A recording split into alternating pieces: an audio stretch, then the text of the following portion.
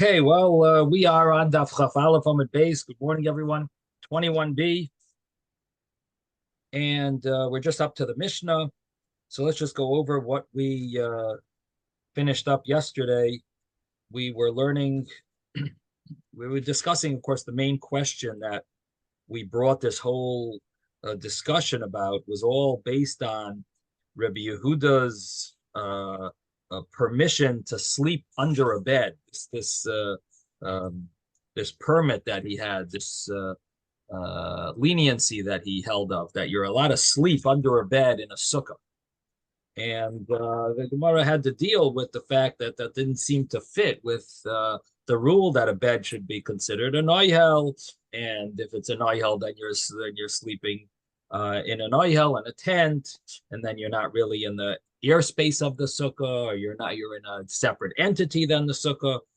Different ways of explaining it in the Rishonim and the commentaries, but that's basically what the Gemara was dealing with, and the conclusion of the Gemara was that the heter, the leniency that Rabbi Yehuda had to sleep in under a bed had to do with the fact that really he held, well, there were two ways he learned it. One way was that he held that the bed is not considered an oihel because it's meant for things that are above it, and therefore it would not be a problem to sleep under it. The bed is specifically meant for things to play in other words, for the person to sleep on top of it and not for under it. And in that scenario, we don't consider the bed an oihel for things under it, even though people do put shoes under it or sandals, but that's minimal. It's minimal need. Therefore, the bed is not an oihel. A shar, on the other hand, and that was the other source that was contradicting this whole issue, is that the oxen we did consider an oihel, even though they're not really used much for usage under the body of the shar of the oxen, even though maybe it is used a little, but the shepherds used to protect themselves from the sun, but that's not considered a real protection. So the shar also should really not be considered an oihel because it's meant to be used to ride on top of it or put burdens on top of it. It's not meant to be a tent. Nevertheless, because we have a pasuk, Aru Basar Talpisheni, we have this pasuk in Iyov that basically tells us that it has a din of an oihel. That was the one way of explaining Rabbi Yehuda. And the other way, the other answer that the Gemara gives is that a bed is called an arai, an oihel arai. It maybe is considered an oihel, but it's an oihel, it's a tent that's temporary. So this answer holds that the bed would be considered a tent, and not like the previous answer that we don't consider it a tent. We do. We would consider it a tent, and nevertheless, when it comes to a sukkah, being that he holds that a sukkah is a diras keva, so then you have a temporary tent called a bed. We consider the bed is considered a temporary tent. The sukkah is considered a permanent tent, keva. So the temporary tent does not override a permanent tent. We don't consider it significant.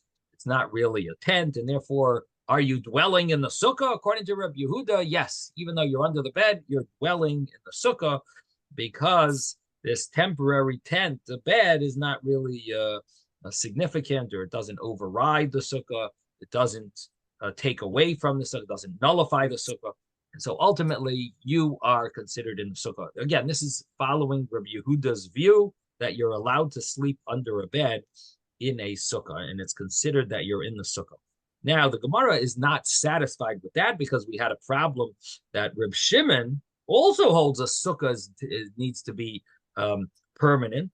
And at the same time, Reb Shimon is the author in our Mishnah of the statement about Tevi, that Tevi slept under a bed. Regular person is not allowed to sleep under a bed because you're supposed to sleep in the sukkah.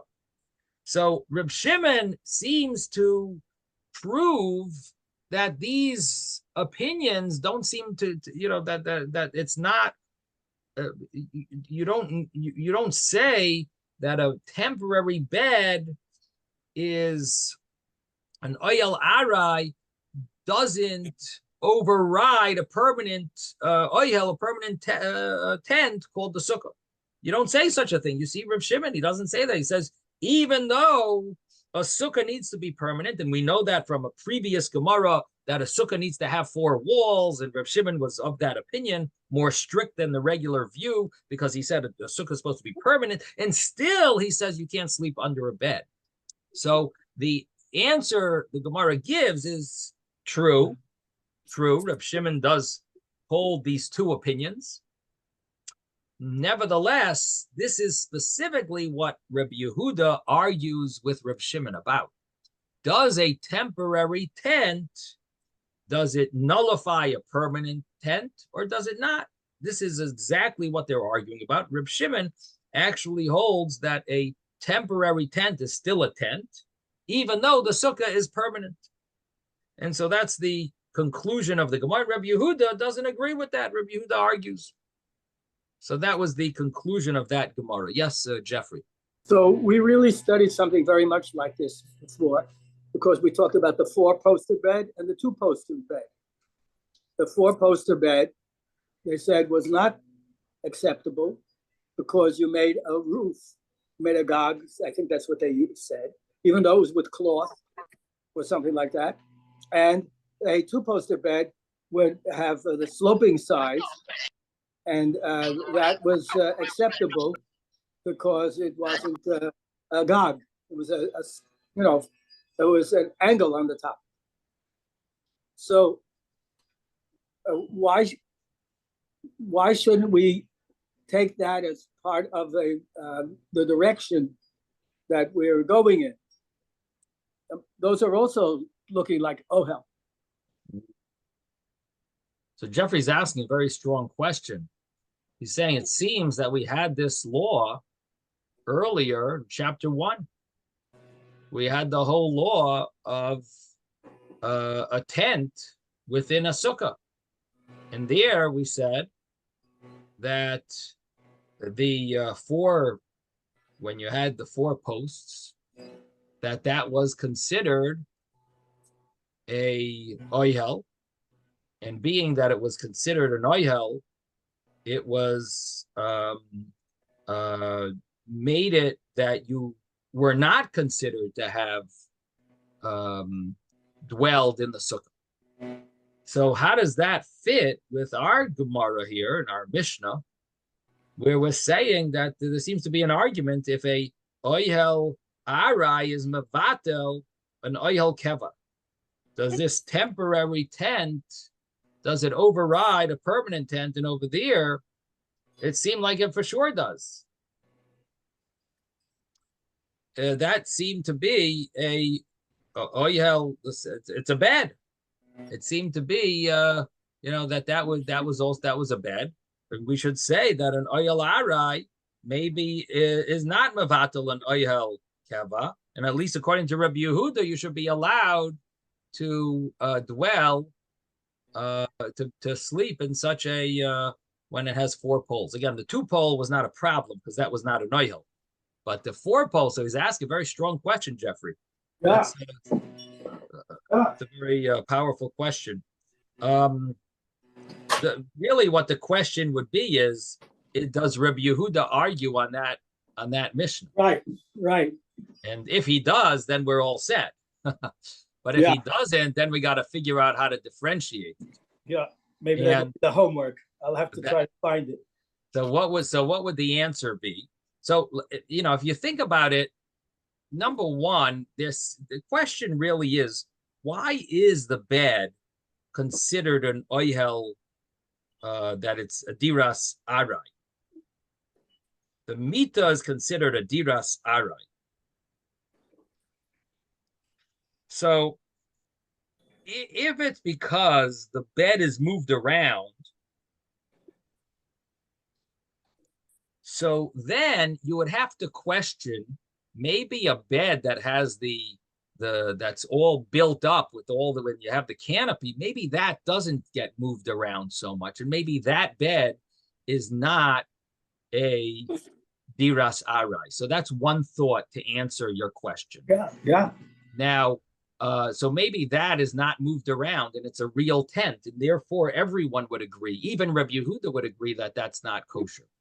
Now, the other way of answering your question would be that maybe there's another meaning to mita diras arai. I translated it the way Rashi translates it, that the bed is a diras arai based on the fact that the bed moves around.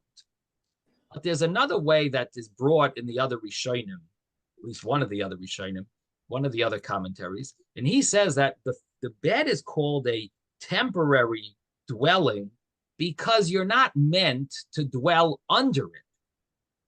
So it's called a diras arai because the tent part of it is really more of a temporary type of a tent. You want to call it a tent, okay, but this is a diras arai tent. This is a diras arai tent, and you're inside a sukkah. Now, if you look at it that way, if that's the meaning of the words, and that's the reason why Reb Yehuda allows you to dwell under the bed, because this is a tent, true, but it's a diras arai tent because you're meant to sleep on top and not under it. So then if you try to think about the other case where you have 4 poles and you have a canopy on the 4 poles and you're sleeping on top of the bed, in that case, that is a real diras keva. There's no way to call that a diras arai, because that's the real purpose of that bed, and it's meant to be a tent. It's meant for you to sleep in that tent or below the canopy. So that would fully answer, that would definitely answer the question. According, maybe that's the reason why that commentator wants to explain it this way to answer that question. That's an interesting point that you bring up. That's the explanation of why this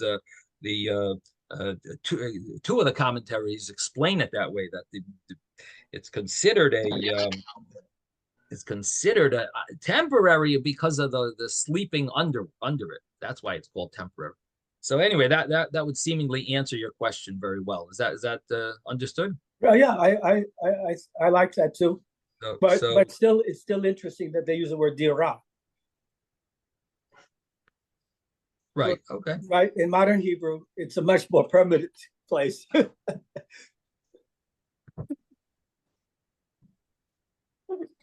You're thinking that under a bed you would not even call a dira. Is that what you're? It's more like a sukkah sarucha. Yeah. Interesting. Right. But the bed can also be moved. That's why it's arai. That's Rashi's shot. They're learning that it's arai because it's not meant to be slept under. That's the way they're understanding, not because it's movable. No, but I mean, a bed is movable. You can move it from one place to another. So it's not. I mean, a sukkah could be considered movable as well. I mean, no. Not if you do it in your backyard. That thing is going to stay and it's not going to go anywhere else.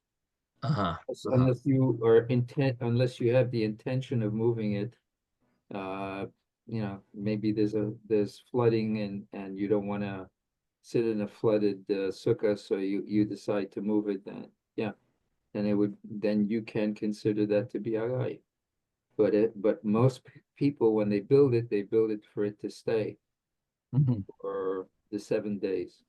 Well, one of the next subjects is going to be that it has to be able to stand by itself for some of the rabbis. So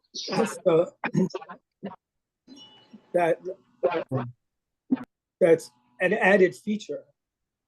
Do you know the story about the guy who built the sukkah on the fire escape? And his landlord wanted him to take it down, so they went to court. And the judge gave him 7 days to take it down. Yes. Classic New York joke. Rabbi, Yes, Moshe. can there be rollers on a sukkah? I mean, underneath the sukkah, underneath the like in the wood itself, so that you can move the sukkah if there's a flood. Well, so we're going to talk about a sukkah on a boat and a sukkah on a wagon. So stay tuned. Don't leave. All right. Yeah. But I mean, I'm just saying, because what Ezra was saying, it seems like they can be mobile. You can move a sukkah in, around, or On wheels. if it's in a situation. Yeah. On wheels. Yeah. Anyway, the real discussion here between the commentators is not if a sukkah can move or if a bed can move. It's more about what the rabbis meant when they said that a bed is called a temporary and the sukkah is called permanent. What did they mean when they said that? Can you move a big sukkah, a heavy sukkah? It's still movable. It's not movable. That's not the discussion. Can you move a bed? Some beds are built into the house, but it's not really the discussion here. Really, the discussion here is, among the commentators, is what does the rabbis mean when they said that we're dealing with a bed? In other words, this is more of a historical question of what was the common bed then? What were they using when the rabbis who made this decree, said the rule? What was a bed that they were referring to, and what made it called a diras arai? Why was it called this temporary bed? So I don't really want to get into the fact if a sukkah you could move or you can't move, or a bed you could move or you can't move. It's more what the meaning of the words are that what the rabbis that the commentators are trying to explain.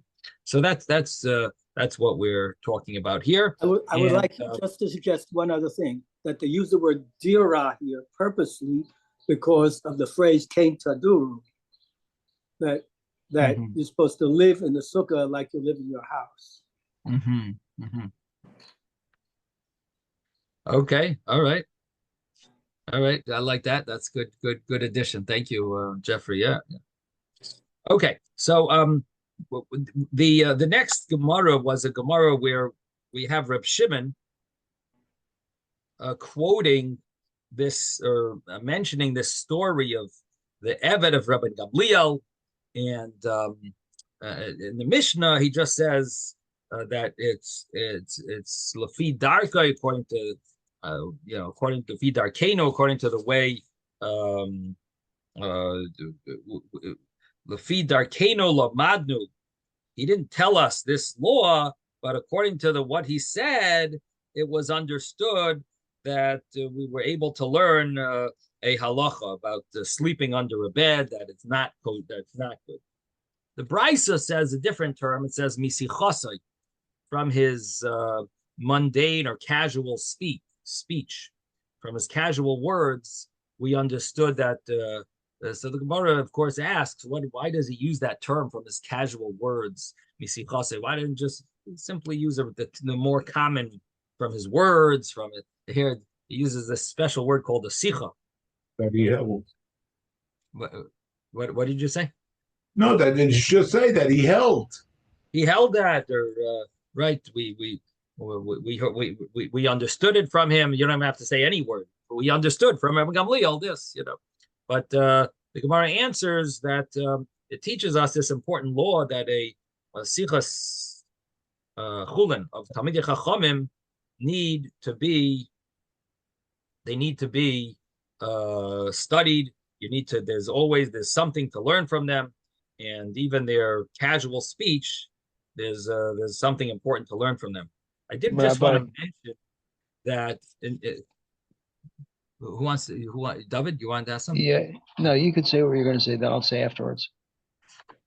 So I was going to mention that it's brought down in Kisvei Arizal that Tevi, the servant of Rebbe Gamliel, was a Gilgul of Cham, the son of Noach. You're aware of this, Jeffrey? You know about this? Oh. Tevi is the Gilgal, the reincarnation of Cham, the son of Noach. And Cham was cursed that his fourth son would be an Eved. And that's why Tevi became an Eved, was a slave of Rabbi Gamliel. And if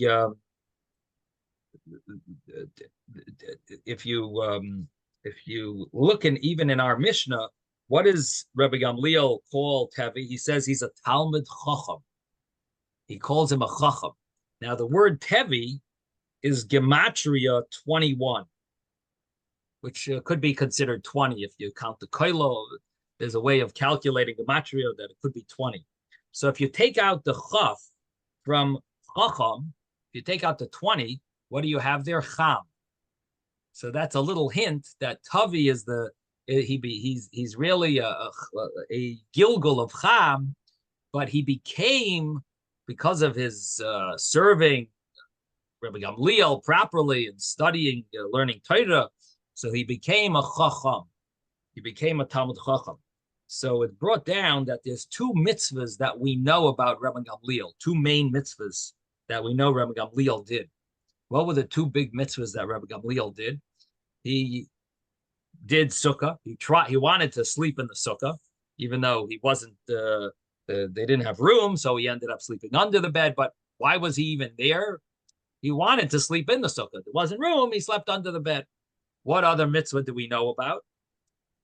We know that you would put tefillin on.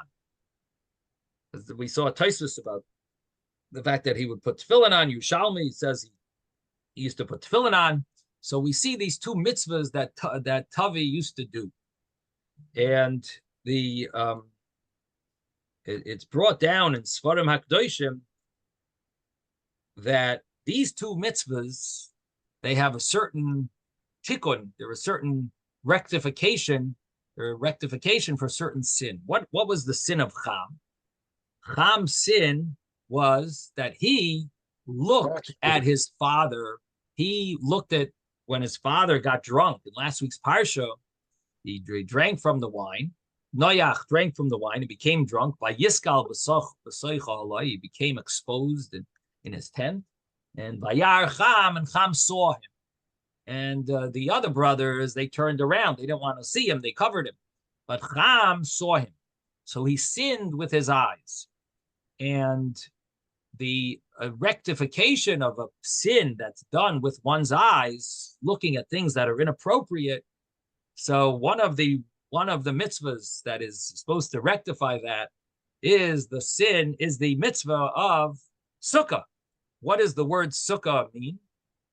Yiska, Sacha, see, to see with Ruach HaKodesh, to see. Sukkah. And it's the Leisholta Ba'ena, that your eyes, why is a Sukkah not kosher if it's more than 20 amais? Because a Sukkah is meant, you're supposed to see the Sukkah. So the Sukkah is the inyan, the concept of vision, of eyes, and of being able to, seeing Elokus, is realizing Hashem's miracles for us and protection from us. So therefore, the mitzvah of Sukkah is a mitzvah that's supposed to rectify the vision. And the same thing is tefillin is also it brought in Svarim that tefillin is also has that benefit that it's a mitzvah that a person that rectifies the sins that if a person sees things that he shouldn't see, looks at things that he shouldn't look at. So the tefillin is supposed to be a rectification of that as well. Now, the Gemara in Baba Kama brings down that Rebbe Gamliel somehow had Tavi doing some work for him, and by mistake, or it seems like it was a mistake, somehow Rebbe Gamliel blinded in one of Tavi's eyes. Rebbe Gamliel caused him to be blind. And so Rebbe Gamliel was all excited. He says, now I can finally free him. Normally, you're not allowed to free a non-Jewish slave. But now that he's blind, and one of his he became blind. So the law is if a master knocks out the tooth of his Eved Kanani, or Maims. not If he maims. maims his Eved. I don't think maims. No, it's only Shane V'ayin. Ah, I think it's knocks out a tooth, or if he blinds him in one of his eyes, that's he now can send his Eved free. He's obligated to send his Eved free. So what was the reason why Tevi was blinded one of his eyes? Because that was the final rectification of the sin of Ham, Noach's son Ham, out seeing his father, that he was staring at his father when he was naked. So ultimately, Tevi had to be at some point, I guess. We know all these stories about him, but so he must have been a slave for some substantial time. But at some point, he became blind in one of his eyes, and that seems to have been the final rectification that was needed for the sin, for Ham's sin. So that's a little drush about this about the story of Tevi, and gives us a little understanding of the mitzvahs that we find that Tevi did. One here that he slept in, wanted to sleep in the sukkah, and the other one was that he would put tefillin on a Bar Yushalmi, and the fact that he's a Gilgal of Ham. Okay, now we have Rabbi. Yes. Remember me? David. Yeah. Oh, right. You want actually a second thing. I just you're talking about the connection between that and tefillin. Could also be a connection between that and tzitzis, because it says by tzitzis so is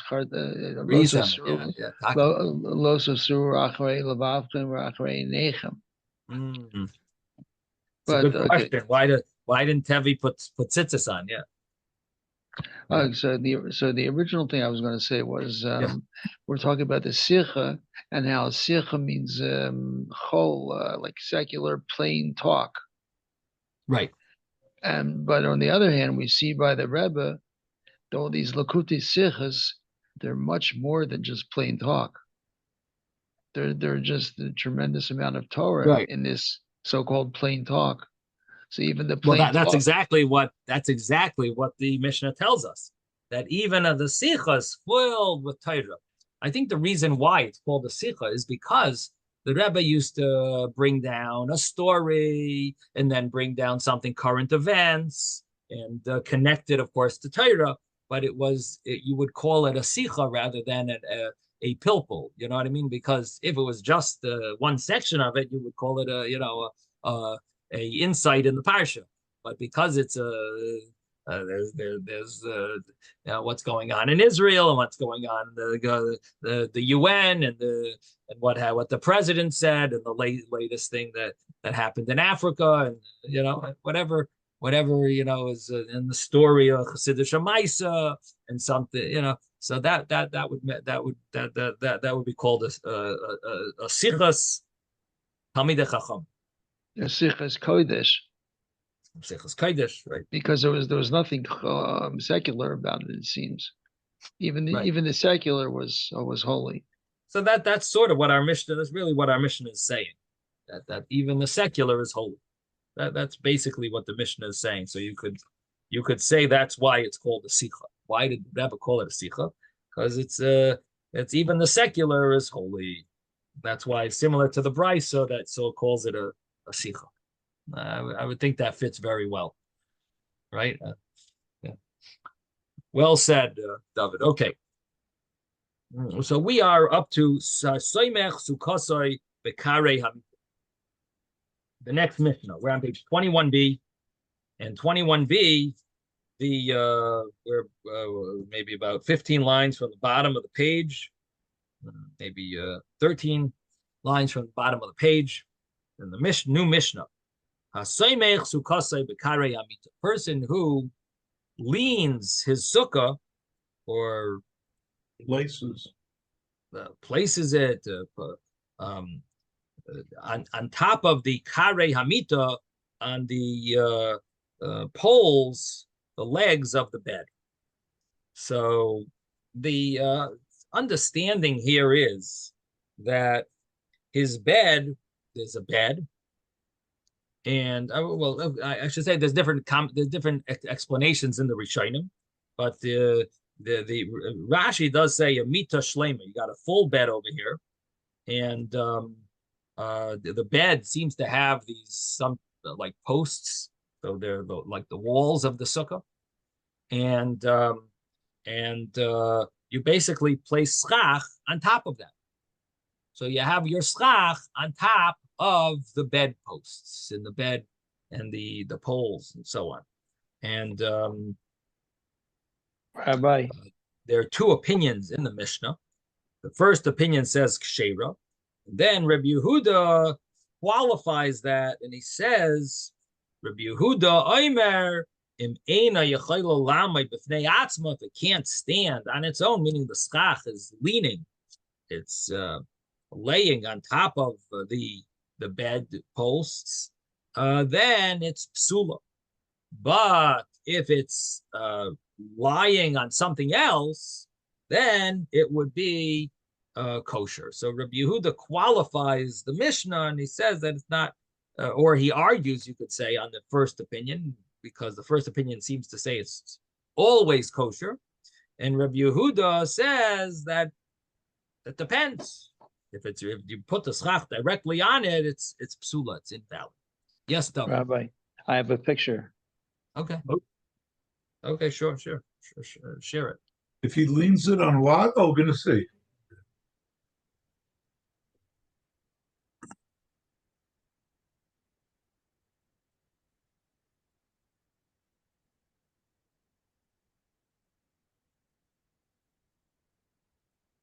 You see that? Oh. So It he has says two that- short. He has two short legs going from on the side of the bench, or the bed. Right. It says the posts from the sukkah don't reach the ground. Right. They reach the the rest bed. of them- They're leaning on the bed. So he's saying in this case it's not kosher? Rav Yehuda, I can't I'm not read. exactly sure I would have explained it this way. The posts do not touch the ground but are resting on a bed. And the legs of the bed essentially support the sukkah, right? If you took the legs away, it would go down. If you took the bench away, it would go down. I mean, the bed.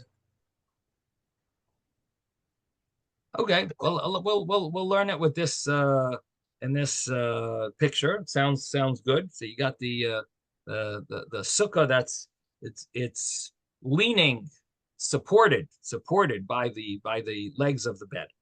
Okay. You don't have to have, because otherwise you're imagining a sukkah as big as the bed. What's nice about this is that you can have the bed A bigger sukkah. as an essential part of the sukkah, and it's a big sukkah. It's a normal sukkah. Right. Correct.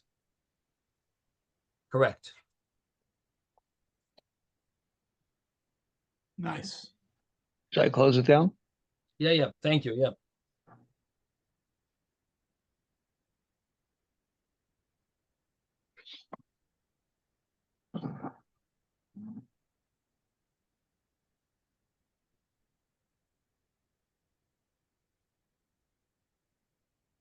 Okay, so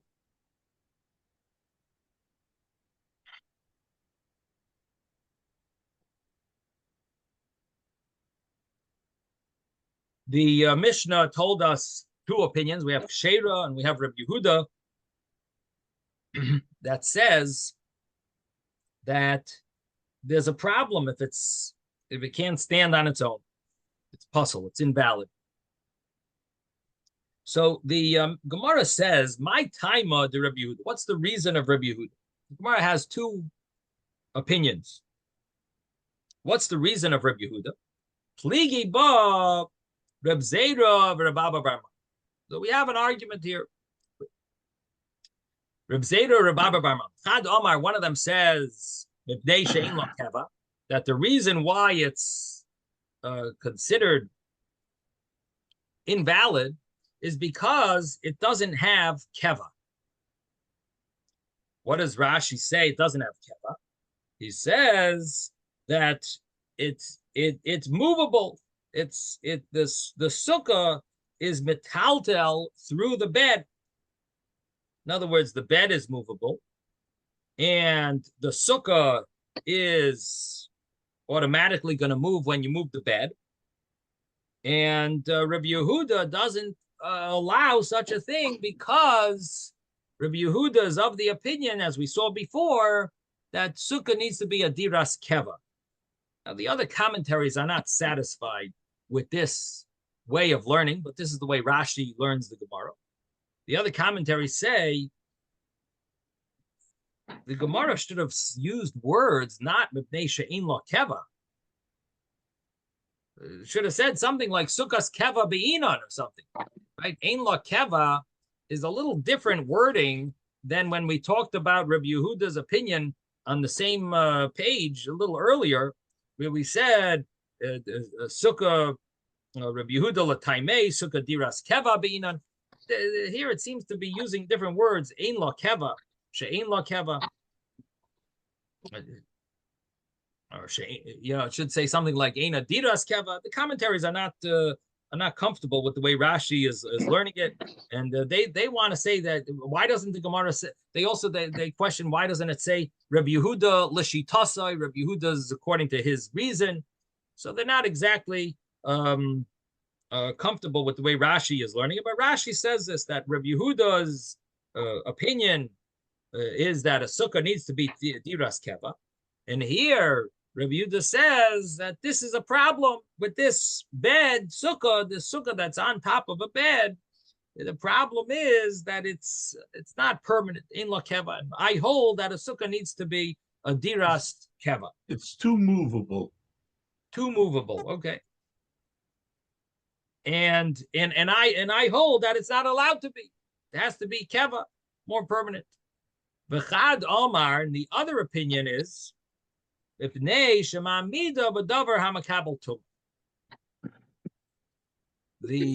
other explanation of Rabbi Yehuda. So we have the first opinion of Rabbi Yehuda. Why is this a problem that it's not able to stand? It can't stand on its own. Means that it's going to be moved. The other opinion is here we have something that we've spoken about before. And the way our Gemara is using this is saying that this is the opinion of Rabbi Yehuda. Rabbi Yehuda holds that you're maimed the sukkah in something that is mekabel tumah, something that's susceptible to impurity. What does that mean? The bed is a keli, is a vessel, and because it's a vessel, it is susceptible to impurity. And if you're placing your sukkah and leaning it on this, putting it on top of this bed, you are basically putting your schach on something that is mekabel tumah. You're putting your schach on something that's susceptible to impurity. But you're not under the bed. Or are you? Are you just in the sukkah, or are you under the bed in the sukkah? So, because you're not putting the schach on top of you on something that's makabel tumah, if you're sitting on the bed. So you're not sitting under the bed. You're sitting on top of the bed, and the fact that you're maimed the schach on top of something that's makabel tumah, it means that you're leaning the schach on this kli, this bed. Now, Isaac does have a question. Under it or not? You have a good question. Isaac is bothered with the question over here because it seems that there's three parts to this sukkah. The picture that David showed us you've got a bed, and you've got poles leaning from the bed to the top, and you got poles from the ground to the top. So you got the poles part, you got the bed part, and then you have the schach. So what are the schach leaning on? The schach is leaning on poles and some type of frame. That frame maybe is regular wood. It's not part of the bed. That's regular wood. And the frame of the bed is below. So I did not learn like David's picture.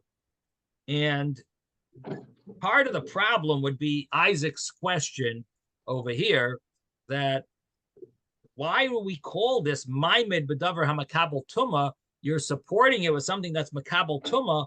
It's really not the supporting it that's Makabel Tuma. It's a support of a support that's Makabel Tuma, which according to many poskim say that that's okay. Therefore, the way I would have translated and understood the picture to be that the bed itself has some type of posts, and your schach is on top of these bed posts, on top of the bed in the bed boards, the front board, I don't know what they call it exactly. What's the difference? If the poles are attached to the bed in the picture, it's part of the bed. That's part of the kli. So the schach is on top of this kli, which is the bed. It's one entity. The headboard. That's why the headboard and the footboard, whatever. Yeah. So it's one entity. So then that thing, your mamish maimed the schach in the on the on. So if you have a canopy bed, they're saying you started with the top of the canopy and it extended out further to the side, so your friends could sit there too with you while you're in bed. Yeah, that could be also. There could be that it's a big sukkah. I'm not limiting it to this size, but the fact is that what's holding up the sukkah is the bedposts. Is the bedposts. That's what's holding it up. Now, how much do the bedposts? It's an interesting question. What happens if you have 3 poles that are outside of the sukkah, and one of them is being held up by the bedpost? One of the corners of the sukkah is held up by the bed. So do we go by roiv? Majority is being held up by kosher support beams, and 1/4 of it is held up by a non-kosher? What about the opposite case? What if you have 3 held up by bedposts and 1 held up by the support beams? And either way, if you take 1 away, it's going to fall. So you need all of them.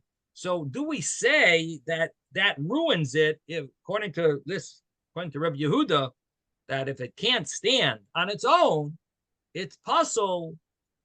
Does that mean that even if one of them is really a kare hamita, it can't stand on its own, because without that one post, it would fall. It wouldn't be kosher. So I saw one of the commentaries wants to say that as long as some of it is not being supported by the davar hamakabel tuma, it should be okay. I just don't see how that fits with the wording here. So I have to look up that commentary again. I think it was the Meiri, but I saw one of the commentaries that says that that there might be a difference if some of it is not held up by the bed. The Mishnah to me sounds like if that can't stand without that, it's puzzle.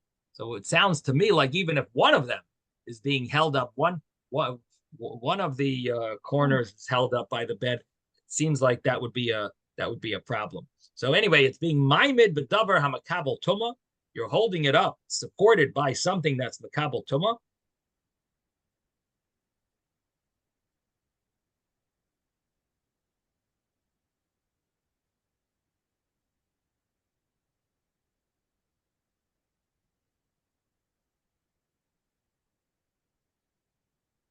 And that's a problem. So we've learned the the Mishnah and this the Gemara here, according to Rashi. Maybe tomorrow we'll see the other Rishonim. Okay, we're going to continue. My Beinayu, what is the difference between these two explanations of Reb Yehuda? Again, we have the two reasons of Reb Yehuda, either because it's ein lo keva, it's a bed is it's mutu movable, or it's maimed davar hamakabel tuma, you're supporting it with something that's susceptible to impurity. In other words, it's a vessel, just like the schach itself can't be made from, just like the schach itself can't be made from a vessel, something that's susceptible to impurity. So also something that holds it up. That's the main thing. That's holding up the schach. It also can't be made from that. So that is the two explanations. And the Gemara asks, so what's the difference in halacha between these two reasons?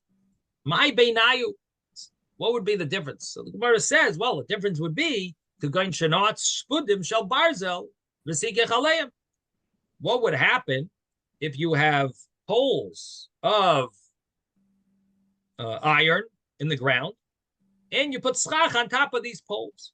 Of course, you had walls as well. You have some walls, but the schach is being held up by these iron poles. Now, is this a solid? Is this a solid structure? It sure is. It's made out of iron. It's solid. So the Gemara says, "Lamanda Amar Lefisha Ein Lo Keva." According to the opinion that it doesn't, it's not permanent. Hooray! Behold, hooray! Yesh Lo Keva. It is permanent. So the case of the bed is not permanent. This is on iron. It has permanence. There's a difference. It's not so much that it's permanent, but it has permanence. Thank you for translating the words more literal. Thank you. It has permanence. Yesh la keva. It has permanence. But according to the opinion that it's because you're you're supporting your sukkah with something that is susceptible to impurity. You're supporting it. The fact is, it's being supported with these iron poles that are susceptible to impurity. As we've learned before in the past, we had the difference between wood and metal. That wood, if it's flat, it's not susceptible to impurity, at least biblically. But metal is susceptible even if it's flat. It's susceptible to impurity, and you would not be allowed to put your schach on top of such a sukkah. So that is, yeah. In the note over here, he says, what's the practical difference between them? He says that according to one opinion, the prohibition is midrabanan, and according to the other opinion, it's midaraisa. So that is true according to a different way of learning. Rashi doesn't seem to hold that way, because Rashi learns that the problem here is that it's something that's not susceptible to something that's susceptible to impurity is biblical, and something that's if it's not permanent, he also holds that would be a problem. The problem is it's not only a gzeira rabbinic decree. This is sukkah needs to be this way. That's the way he understands the obligation of a sukkah. So if so, Rashi would learn that they're both biblical. But you're right, there is a way of learning. The other commentaries is a Ravid,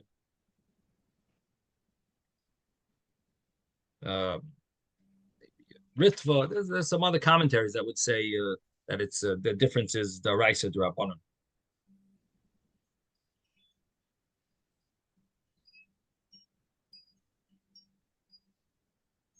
Okay, Amar Abaye. So Abaye says, Lo yishano ella.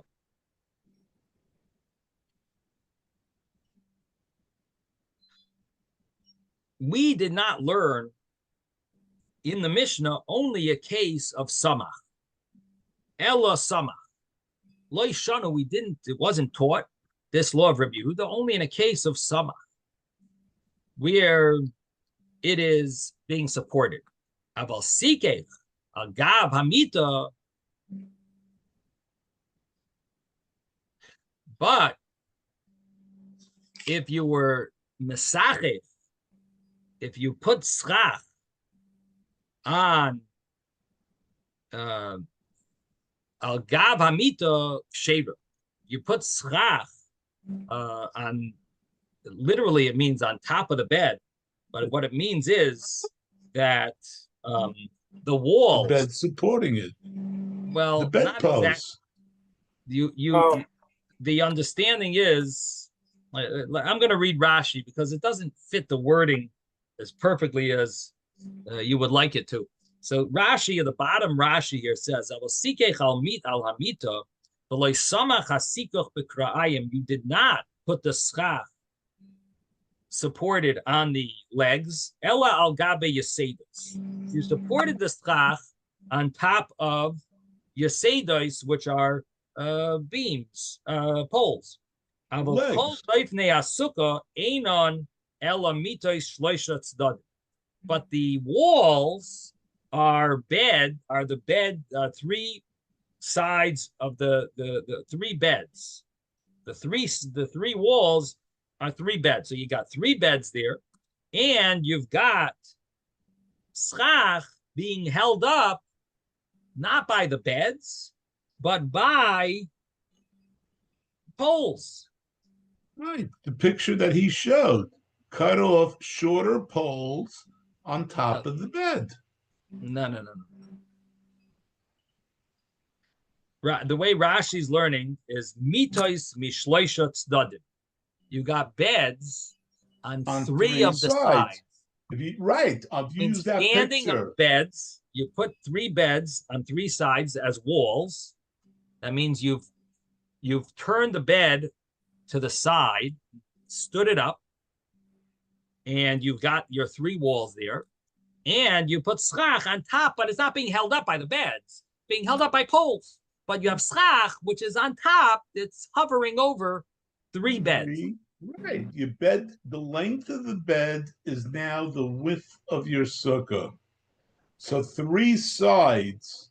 The Okay, side you can do it that way. You're Well, you can do and your heads and toes are three sides, but not al gabe the mita, but you have legs that are going on top of the mita. It seems to fit perfectly with this picture. Three sides is your bed, correct. The bed has to obviously be 10 tvachim high.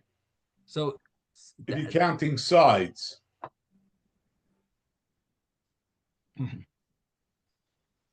I don't know if this is, I don't think this is what that picture showed at all. Why not? You were not soimech the sikuch bikra'ayim, only on your seder. Picture. Let's see a picture. One second. Let me just finish reading Rashi. All the walls are beds. Like Pasil, Reb Yehuda would not say it's Pasil. The whole problem is the psul of these things is only for the schach, but not for the walls. And this is not a problem because it's not the schach itself, and it's not the thing holding up the schach. That is puzzle. And here also it's sturdy. There's a kvios to the schach. It's sturdy. The schach is keva, even if you're going to move those beds. But the schach is permanent. So I don't see this picture to be what Rashi is explaining here, and I don't see it to be what Rashi was explaining in the Mishnah. Personally, I think he's following other Rishonim's views. I don't see that as. But do you see where I'm saying you have three walls because of the bed? It doesn't have to be multiple beds. It's one bed. You want to say that board that that you could use the bed as a wall. As three walls. Correct. I'm not convinced that would work as a wall. That's not mechitzas nikaros. You remember we if you have a I don't know if that would be considered Maybe wall. you have more, but I'm just saying that's your If that would basic be, premise. I don't think he's showing any walls. I don't think he's counting that bed as a wall here. Right. This is But on the it Mishnah. becomes one. But it becomes one. I don't know if it could become one. The Maybe back wall, this wall on the right, the very far right, the length of the bed, how could that not be a wall? I'll tell you why. Where do you have 10 handbreadths tall of a wall there? How much empty space do you want to say is there? That's what I said. The bed itself would have to be 10 tvachim high. But how much empty space is below the ledge to the floor? 10 tvachim. No, then you don't have lavud. You don't have any wall. All you have is an oihel 10 tvachim, but you don't actually have walls for that. That wouldn't be in other words, if the mechitza was solid, 10 tvachim, great. Or if you had every 3 tvachim, but you have empty space over there, that's enough for goats to go through, and it's that would not be a mechitza. You want to call it a tzuras haPesach or something? I mean, you wouldn't be. It may need more. It may need more. This cannot be considered a wall. This is under the picture of what's behind it. You can have drapes on all of this. It doesn't change the halachic point. Yeah, I don't. Drapes on all walls. On all walls. In other words, walls. If you put other walls, so you're not using this as a wall at all. Don't use this bed as a wall. This picture is probably showing the Mishnah, and it's talking about the case where it is leaning. He's calling that leaning on the bed. That's supported by the bed, and that he's considering to be, he's considering that to be somehow Maimid Bedavar Hamakabel Tuma, and that's what the Rabbi Yehuda says is not kosher. Right. But we are in the Gemara are talking about a case where even Rabbi Yehuda will agree. That's what we just said, that we have a case in the Gemara where even Rabbi Yehuda agrees. The Gemara is a little vague, but it says, Sikech al gaba mita kshera, it will be kosher if you're masachech on a mita, which means on top of a mita, not lying on the mita, not lying on the bed. The schach is not on top of the bed, but it's on top of some type of Yesedois 8 wooden poles that are next to the bed, and all you're using the bed for is to be considered like walls. And so the bed, it seems to me like the bed is placed vertically, and you're using that as the walls. But it doesn't matter how you want to figure it out. You want to say it's horizontal and it's on its side. Somehow you're using the bed's wall. The bed could be used for walls. Basically, all the Gemara means to say is that walls don't need to be kosher for schach. The walls could be made from something that's makabel tumah. That's all the Gemara is really saying here. And the Mishnah specifically says samach, but not sikech al gabe amita. It's interesting, the wording. It's a little could be confusing, the wording. But what the Mishnah, what the Gemara means to say is that as long as the schach is itself kosher schach, and it's supported by something that's not makabel tumah, it's fine. You could even have the walls that are makabel tumah. That is definitely not this picture, and that's the conclusion of this Gemara. And let's just read the final line. Lamanda Amar, Lamanda Amar Lafish Ein Lo Keva Hariyesh Lo Keva. According to the opinion that there wasn't that the case in the Mishnah wasn't keva. Here it is keva. The schach is permanent. According to the opinion that the problem was in the Mishnah that you're leaning the schach on something that's susceptible to impurity. Here you're not doing that. The schach is on poles, on wooden poles that are not susceptible to tumah, and therefore it is kosher according to all opinions. Okay, why is it not that picture?